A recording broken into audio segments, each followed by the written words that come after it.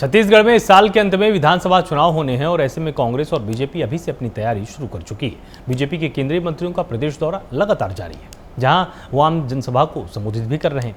तो वहीं दूसरी ओर कांग्रेस संभागीय बैठक के बाद बूथ लेवल पर जोर दिया जा रहा है। ऐसे में विधानसभा चुनाव को लेकर डॉक्टर रमन सिंह ने कांग्रेस पर तंज कसते हुए कहा कि टीएस बाबा ही नहीं, राहुल बाबा को भी ले आए तो छत्तीसगढ़ में कोई फर्क नहीं पड़ेगा। कांग्रेस बौखलाहट से सामूहिक निर्णय की बात कर रही है।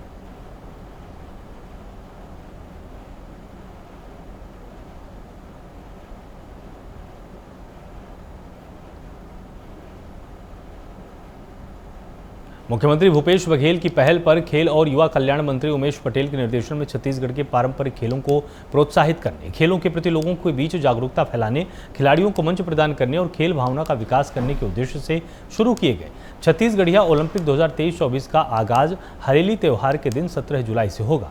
ये खेल लगभग 2 माह 10 दिन तक चलेगा। इस खेल प्रतियोगिता में 6 चरणों में आयोजन होंगे। इस खेल प्रतियोगिता में बच्चों से लेकर बुजुर्ग तक हिस्सा ले सकेंगे। प्रतियोगिता में दलीय एवं एकल श्रेणी में 16 तरह के पारंपरिक खेलों को शामिल किया गया है। इस बार के ओलंपिक में एकल श्रेणी में रस्सी कूद और कुश्ती को भी जोड़ा गया है। छत्तीसगढ़िया ओलंपिक के आयोजन का दायित्व ग्रामीण क्षेत्रों के लिए पंचायत एवं ग्रामीण विकास विभाग एवं नगरीय क्षेत्रों के लिए नगरीय प्रशासन एवं विकास विभाग को सौंपा गया है। प्रतियोगिता का समापन 27 सितंबर 2023 को किया जाएगा।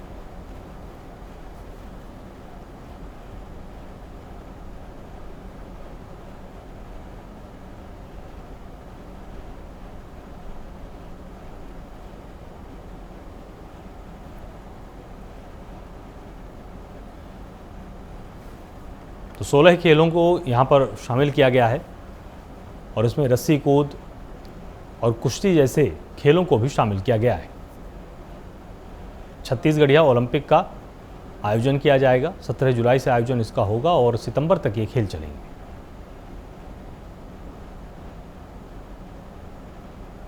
और इसमें कुल 16 खेलों को स्थान दिया गया है।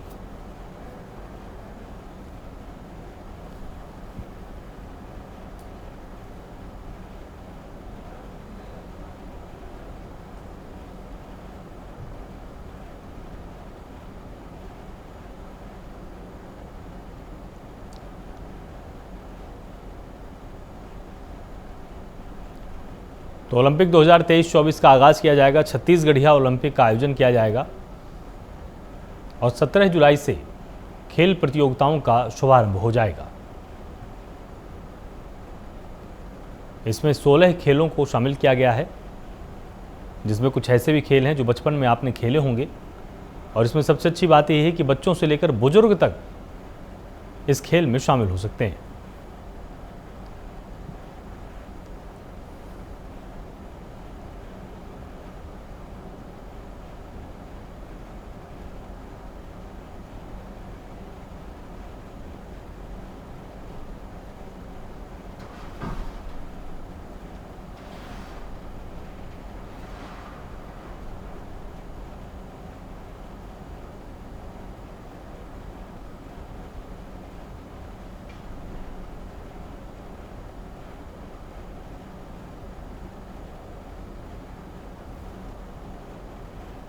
तो कुल 16 खेलों को शामिल करके छत्तीसगढ़िया ओलंपिक 2023-24 का आगाज होने वाला है। 17 जुलाई से खेलों का आगाज किया जाएगा।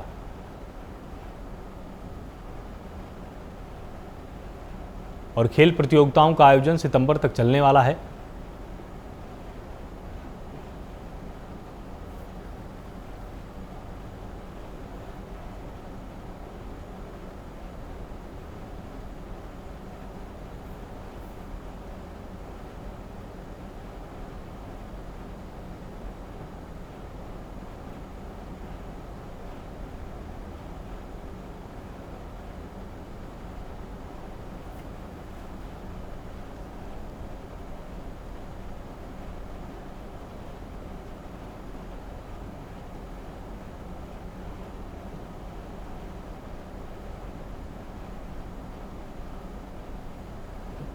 नागपुर से रायपुर आया एक व्यक्ति लूट का शिकार हो गया था। 30 जून को ललित राउत ने थाना कोतवाली में रिपोर्ट दर्ज कराई थी कि कैटरिंग कार्य के बाद रायपुर से दुर्ग जाने के लिए ऑटो से निकल रहा था।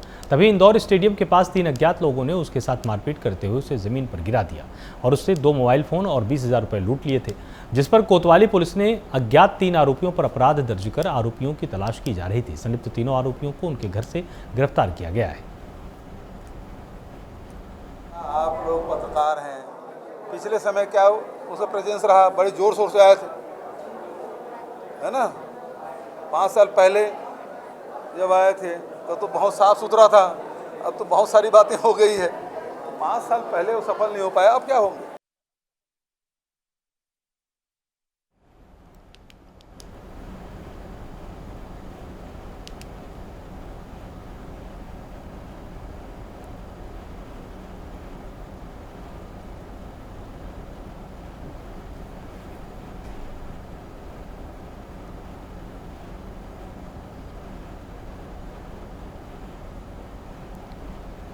नागपुर से रायपुर आए एक व्यक्ति लूट का शिकार हो गया था और 30 जून को ललित राउत ने थाना कोतवाली में रिपोर्ट दर्ज कराई थी कि कैटरिंग कार्य के बाद रायपुर से दुर्ग जाने के लिए वो ऑटो से निकल रहा था।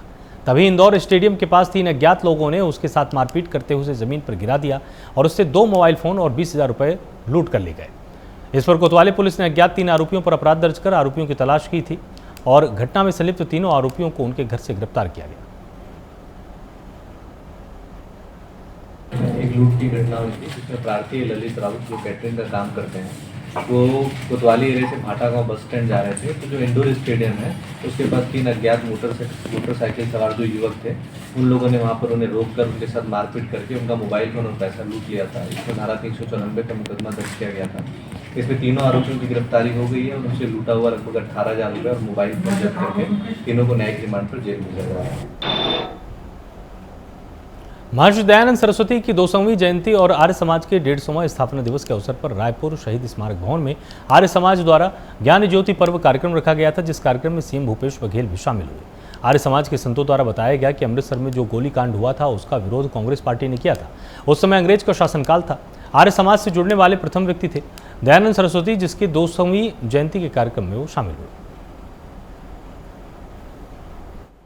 महर्षि दयानंद जी की 200वीं जयंती और आर्य समाज की स्थापना के 150 स्थापना दिवस और तुलाराम परगनिया जो छत्तीसगढ़ के थे जिन्होंने 1400 एकड़ जमीन दान दी थी आर्य समाज को, उसका भी जन्मोत्सव और सबको स्मरण करते हुए प्रणाम करते हुए जो समाज सुधार की दिशा में महर्षि दयानंद ने जो काम किया था उसको कभी नहीं भुलाया जा सकता। और बड़ी संख्या में हजारों करोड़ों लोग आर्य समाज में दयानंद सरस्वती जी के बताए हुए रास्ते पे चल के अपने जीवन को सुधारा है और समाज उससे आगे बढ़ा है, तो उसे उन्हें स्मरण करता हूँ। महर्षि दयानंद जी की 200वीं जयंती और आर्य समाज की स्थापना के 150 स्थापना दिवस और महाराष्ट्र की सियासत एक बार फिर से गर्मा गई है। राष्ट्रवादी कांग्रेस पार्टी नेता अजित पवार 18 विधायकों के साथ सीधे राजभवन पहुंचे और शिंदे सरकार में शामिल हो गए। अजित पवार को उप मुख्यमंत्री बनाया गया, साथ ही उनके 9 समर्थक विधायकों को भी मंत्री पद की शपथ दिलाई गई। पहले महाराष्ट्र में नेता प्रतिपक्ष अजित पवार के निवास पर बैठक बुलाई गई थी। इसके बाद ये निर्णय लिया गया और काली अध्यक्ष के साथ ही अजित पवार राजभवन पहुंचे। महाराष्ट्र में हो रहे राजनीतिक समीकरण को लेकर मुख्यमंत्री भूपेश बघेल ने तंज कसते हुए कहा कि लगातार उठापटक चल रही है। पिछले समय शिवसेना को तोड़ा गया, अभी एनसीपी को तोड़ा गया है। महाराष्ट्र में लगातार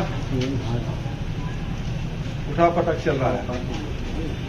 पिछले समय शिवसेना को तोड़ा गया और अभी एनसीपी। पहले डबल इंजन की सरकार थी, अब वो ट्रिपल इंजन हो गया। ट्रिपल इंजन नहीं हो गया, सरकार नहीं हो गया, ऑटो रिक्शा हो गया।